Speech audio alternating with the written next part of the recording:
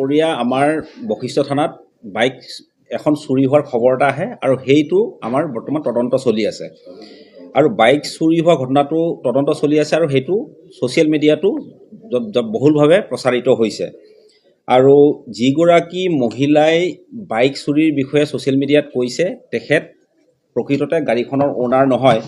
গাড়ীখনৰ অ'নাৰ হৈছে মোহিত কুমাৰ নামৰ এজন যুৱক। গতিকে হেৰিটো কি কয়, সেই মহিলাগৰাকীয়ে তেখেতৰ লগতে আহিছিলে, কিন্তু তেখেত গাড়ীখনৰ অ'নাৰ নহয়।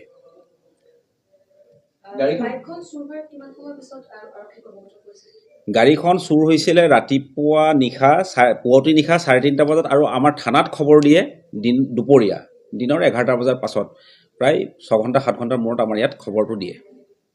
এতিয়া কেনেদৰে চলিছে তদন্ত বা আপোনালোকে কিবা ক্লু পাইছে নে গোটেই ঘটনাটোক লৈ? আমাৰ তদন্ত চলি আছে, আমাৰ চ'ৰ্চবিলাকো এংগেজ কৰা হৈছে আৰু তদন্তটো সঠিক দিশতে গৈ আছে। আশা কৰিছোঁ ভাল ফল এটা আমি পাম বুলি। মই ইষ্ট পুলিচ ডিষ্ট্ৰিক্টৰ DCP হিচাপে এই গাড়ীখন ৰিকভাৰ কৰিবৰ কাৰণে মোৰ এণ্টায়াৰ টীম চিনচিয়াৰলি লাগি আছে। গতিকে আশা কৰিছোঁ যে আমি অনাগত দিনবোৰত গাড়ীখন উদ্ধাৰ কৰিবলৈ সফল কাম হ'ম বুলি। যুৱতীগৰাকীক আপোনালোকে যোগাযোগত আছেনে আপোনালোকৰ বৰ্তমান? যুৱতীগৰাকী আমাৰ লগত যোগাযোগত আছে। মই অলপ সময় আগতে তেওঁলোকৰ লগত কথা পাতিছোঁ আৰু গাড়ীখনৰ যোনজন ৰেজিষ্টাৰ্ড অ'নাৰ হয় মোহিত কুমাৰ, তেখেতৰ লগতো মই কথা পাতিছোঁ। গতিকে তেখেতলোকেও আমাৰ লগত কোঅপাৰেট কৰি আছে আৰু আমাৰো তদন্ত সঠিক দিশতে গৈ আছে।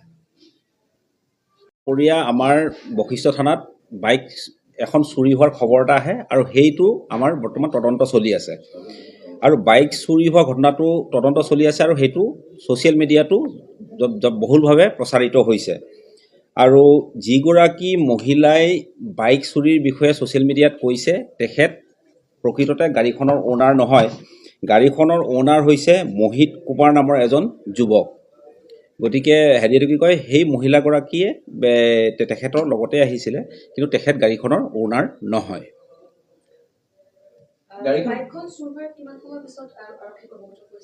গাড়ীখন চুৰ হৈছিলে ৰাতিপুৱা পুৱতি নিশা 3:30 বজাত আৰু আমাৰ থানাত খবৰ দিয়ে দুপৰীয়া দিনৰ 11টা বজাৰ পাছত। প্ৰায় 6 ঘণ্টা 7 ঘণ্টাৰ মূৰত আমাৰ ইয়াত খবৰটো দিয়ে। এতিয়া কেনেদৰে চলিছে তদন্ত বা আপোনালোকে কিবা ক্লু পাইছে নে গোটেই ঘটনাটোক লৈ? আমাৰ তদন্ত চলি আছে, আমাৰ চ'ৰ্চবিলাকো এংগেজ কৰা হৈছে আৰু তদন্তটো সঠিক দিশতে গৈ আছে। আশা কৰিছোঁ ভাল ফল এটা আমি পাম বুলি। মই ইষ্ট পুলিচ ডিষ্ট্ৰিক্টৰ DCP হিচাপে এই গাড়ীখন ৰিকভাৰ কৰিবৰ কাৰণে মোৰ এণ্টায়াৰ টীম চিনচিয়াৰলি লাগি আছে। গতিকে আশা কৰিছোঁ যে আমি অনাগত দিনবোৰত গাড়ীখন উদ্ধাৰ কৰিবলৈ সফল কাম হ'ম বুলি। যুৱতীগৰাকীক আপোনালোকে যোগাযোগত আছেনে আপোনালোকৰ বৰ্তমান? যুৱতীগৰাকী আমাৰ লগত যোগাযোগত আছে। মই অলপ সময় আগতে তেওঁলোকৰ লগত কথা পাতিছোঁ আৰু গাড়ীখনৰ যোনজন ৰেজিষ্টাৰ্ড অ'নাৰ হয় মোহিত কুমাৰ, তেখেতৰ লগতো মই কথা পাতিছোঁ।